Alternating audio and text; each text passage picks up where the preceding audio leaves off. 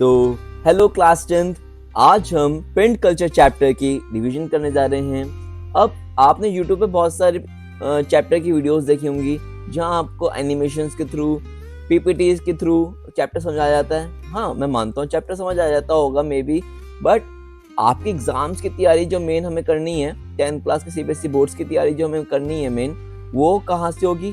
Proper NCERT से होगी। तो मैं जो आज आपकी रिवीजन कराने जा रहा हूँ वो प्रॉपर एनसीईआरटी बेस्ड रिवीजन है, ताकि आप लोग जब मेरी वीडियो को देखो एक एनसीईआरटी की जो बुक आपके पास होगी उसको लेके आप बैठो, मार्क करते रहिए और जो जो इंपॉर्टेंट टॉपिक्स है आज की क्लास में हम कवर करेंगे। बिल्कुल स्टार्टिंग से हम चैप्टर स्टार्ट कर रहे हैं, the print culture and the modern world.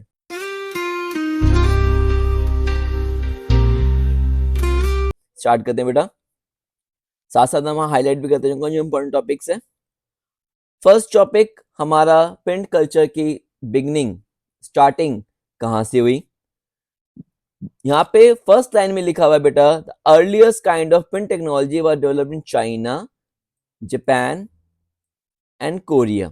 Basically 3 ऐसी कंट्रीज थी जहाँ पे आपका जो प्रिंट कल्चर है वो डेवलप होना स्टार्ट हुआ। बट अगर हम बात करेंगे तो first country to establish the print culture, वो नाम निकल के आएगा किसका?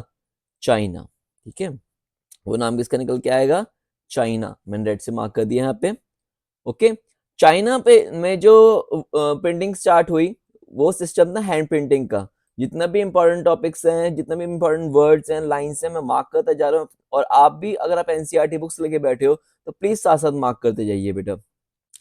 तो जो सिस्टम इंट्रोड्यूस हुआ था चाइना में वो किसका सिस्टम था? हैंड प्रिंटिंग का सिस्टम था। ईयर कौन सा था? AD 594। अब आप बोलेंगे सर छोटे छोटे पॉइंट को मार्क कर, क्योंकि इन्हीं पॉइंट से सीबीएसई एमसीक्यूज बनाता है। इसलिए मैं जो छोटे छोटे पॉइंट से एमसीक्यू बन सकता है सीबीएसई में वो मैं आपका साथ साथ मार्क करता हुआ चल रहा हूँ। ओके, हमने अभी तक क्या पढ़ा? चाइना, जापान, कोरिया में प्रिंट कल्चर स्टार्ट हुआ। सबसे पहले टेक्नोलॉजी कौन सी आई? हाथ से प्रिंट करने की, हैंड प्रिंटिंग की। ईयर कौन सा था? AD 594। ओके, सबसे पहले प्रिंटिंग किस पे स्टार्ट हुई? वुड ब्लॉक्स पे स्टार्ट हुई। ठीक है, किस पे स्टार्ट हुई? वुड ब्लॉक्स पे हैंड प्रिंटिंग स्टार्ट हुई। और बाद में जब वुड ब्लॉक्स के जो वुड ब्लॉक्स पे प्रिंटिंग होती थी वो थोड़ा सा थिन पोरस शीट होती थी जो कि इतना इजी नहीं होता था प्रिंट करना।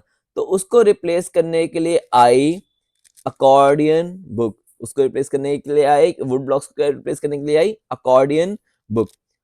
प्रिंट कल्चर के साथ साथ बेटा एक और कल्चर का स्टार्ट हो गया था, कैलीग्राफी। कैलीग्राफी क्या होता है? बेसिकली यहाँ पे हम देखें, the art of the beautiful stylish writing, मतलब किस वे में आप वर्ड्स को लिख रहे हो, किस वे में आप टेक्स्ट को लिख रहे हो और कितना ब्यूटीफुली लिख रहे हो, दैट इज कैलीग्राफी।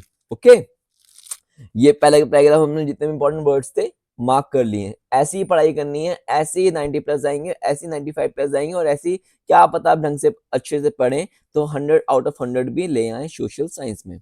ओके बेटा, फर्स्ट पैराग्राफ में हमने मार्क कर लिया जो भी इंपॉर्टेंट टॉपिक्स थे। अगला, चाइना ही क्यों? चाइना में ऐसे क्या नीड थी प्रिंट कल्चर आने की? तो इसी पैराग्राफ में, और ये क्वेश्चन सीबीएसई पहले पूछ चुका है, आप चाहें तो सर्च कर सकते हैं। ये क्वेश्चन सीबीएसई पिछले सालों में पूछ चुका है, चाइना में ही क्यों? चाइना में ऐसे क्या नीड थी प्रिंट कल्चर के आने की? ठीक है, उसमें सबसे पहला रीजन निकल के आता है वो आता है civil services examination.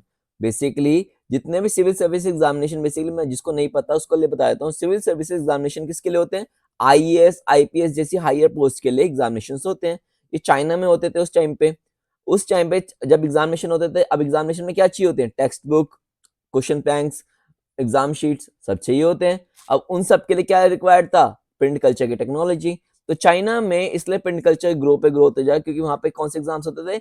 Civil services examination वहां पे होते थे। और जैसे जैसे पेपर देने वाले कैंडिडेट्स बढ़ते थे वैसे वैसे प्रिंट कल्चर का भी प्रमोशन होता रहता था, प्रिंट टेक्नोलॉजी बढ़ती रहती थी, प्रिंट की क्वांटिटी भी बढ़ती रहती थी। मतलब ज्यादा से ज्यादा प्रिंट्स होने लगे थे, जितने ज्यादा लोग पेपर देते थे उतने ज्यादा प्रिंट्स होते थे। दूसरे पैराग्राफ में जो इंपॉर्टेंट था मैंने मार्क कर लिया। यहाँ पे लाइन लिखा हुआ है साफ साफ, number of examination candidate went up, कि जो कैंडिडेट से एग्जाम देने वाले बढ़ गए तो वॉल्यूम ऑफ प्रिंट भी, मतलब जितना प्रिंट होता था वो भी बढ़ने लगा। ठीक है, इंपॉर्टेंट इसमें से मार्क कर दिया है मैंने। ये पहला रीजन था चाइना में प्रिंट कल्चर आने का। दूसरा कौन था? Merchants, businessman. ठीक है, वो उनको भी चाहिए होता था प्रिंट कल्चर में जैसे ट्रेड इन्फॉर्मेशन वगैरह देनी है उसमें। तीसरा कौन, आर्टिस्ट, आर्टिस्ट क्या करते थे, फिक्शनल नैरेटिव्स, पोइट्री, ऑटोबायोग्राफिक्स लिखते थे, ठीक है, वो भी प्रिंट कल्चर को सपोर्ट करते थे। चौथा कौन, रिच वुमेन, उन्हें रीडिंग का शौक था, उन्हें पोइट्री प्रेस का शौक था। और वाइफ ऑफ स्कॉलर ऑफिशियल्स, इन लोगों की वजह से, जितने भी मैंने पॉइंट मार्क किए, इन लोगों की वजह से चाइना में प्रिंट कल्चर बहुत बहुत ज्यादा डेवलप्ड हुआ। ठीक है, ये क्वेश्चन सीबीएसई पूछ चुका है, इसलिए मैं इसको अपने हो सके तो बुक में मार्क कर लीजिएगा। छोटा सा क्वेश्चन अगर आप बना सकें तो अपना बना लीजिएगा कि चाइना में ही क्यों प्रिंट कल्चर का इतना ज्यादा डेवलपमेंट हमें देखने को मिला। पहला सिविल सर्विस एग्जामिनेशन, दूसरा आपका आ गया कि मर्चेंट्स, तीसरा आपका आ गया आर्टिस्ट, चौथा आपका आ गया रिच वुमेन का रीडिंग हैबिट्स। ओके, ये 4 पॉइंट्स आप लिख सकते हो अपने एग्जाम सीबीएसई बोर्ड्स के अंदर।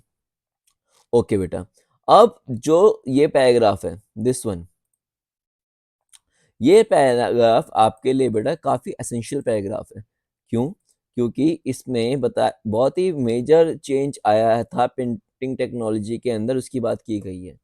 अब यहाँ पे एक वर्ड लिखा है बेटा आपकी बुक के अंदर ही। मैं इसलिए कोई एनिमेशन पीपीटी नहीं यूज कर रहा, क्योंकि हम यहाँ पे एंटरटेनमेंट नहीं करने बैठे, हम यहाँ बैठे हैं एग्जाम्स की तैयारी करने।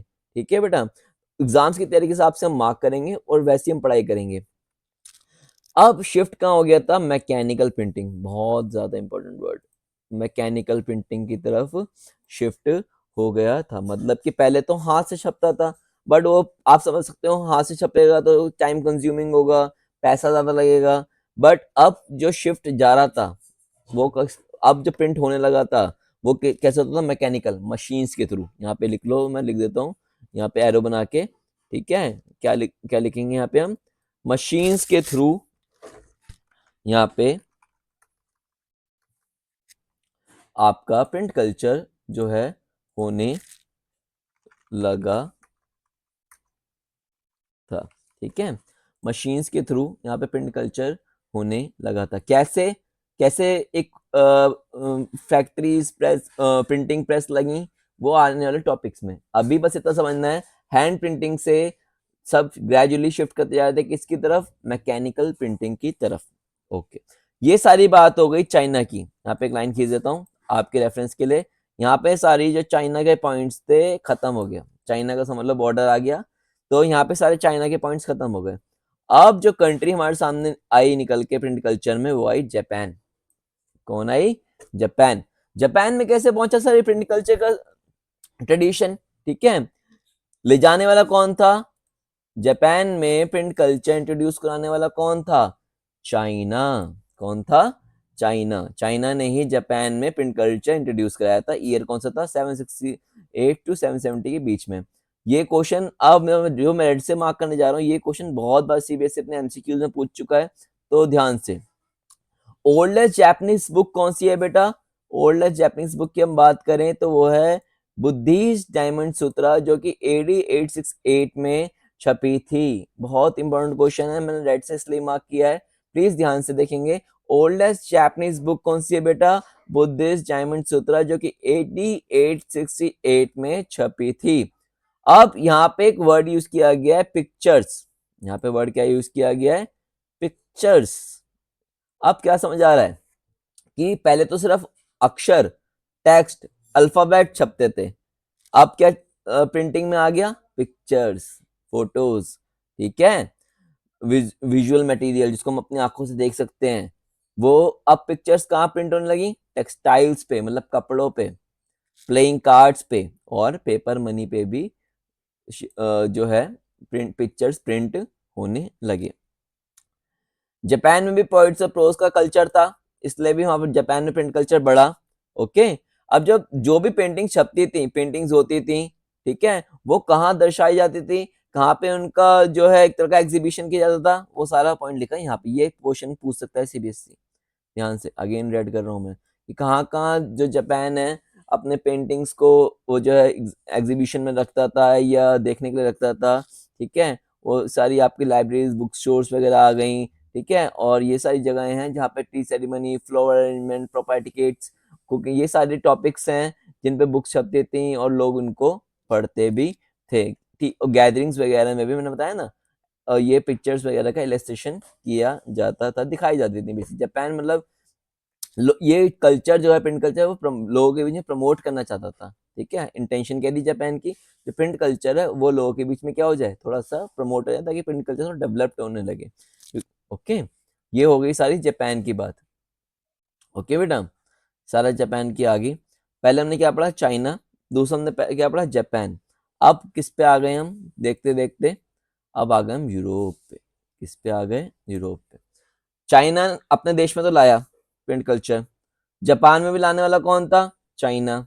ओके, अब यूरोप में कौन लाया प्रिंट कल्चर, मजे की बात यह है, यूरोप में लाने वाला कौन था, चाइना ही था, ठीक है। कि यूरोप में जो प्रिंट कल्चर लाया वो कौन लाया, चाइना लाया, ठीक है। कैसे लाया, वो बहुत इंपॉर्टेंट टॉपिक है जो आज हम करने वाले हैं। किसके थ्रू लाया, सिल्क रूट के थ्रू लाया। सर ये सिल्क रूट क्या है, हमें नहीं पता, ठीक है बता देता हूँ। सिल्क रूट क्या है, बेसिकली सबसे पहले, अब चाइना ट्रेडिंग करता था, बिजनेस करता था यूरोप के साथ, तो वहां पे वो स्पाइसेस और सिल्क भेजा करता था। क्या भेजा करता था, स्पाइसेस और सिल्क भेजा करता था। जिस रूट से भेजता था, जिस रास्ते से भेजता था, उसका नाम था सिल्क रूट। अब जब प्रिंट टेक्नोलॉजी चाइना में आ गई, तो उसने उस सेम रूट से, लिखा हुआ सारे वर्ड लिखे हुए, सेम रूट से ये पेपर, चाइनीज पेपर भी यूरोप भेजना स्टार्ट कर दिए। सब कुछ जो जो मार्क कर रहा हूँ, सब कुछ बुक में देखोगे, सब कुछ लिखा हुआ है, ठीक है। तो यूरोप में चाइनीज पेपर भेजने वाला कौन, चाइना। यूरोप में प्रिंट टेक्नोलॉजी भेजने वाला कौन, चाइना।